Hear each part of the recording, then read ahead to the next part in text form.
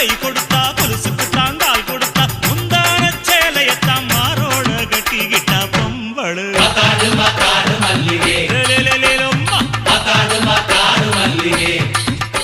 ஐ பொருத்தனத்தான் கழட்டி விட்டா ஒருத்தனத்தான் கட்டி விட்டா ஒருத்தனத்தான் கையோட வச்சுக்கிட்டா பொம்பளை யாரது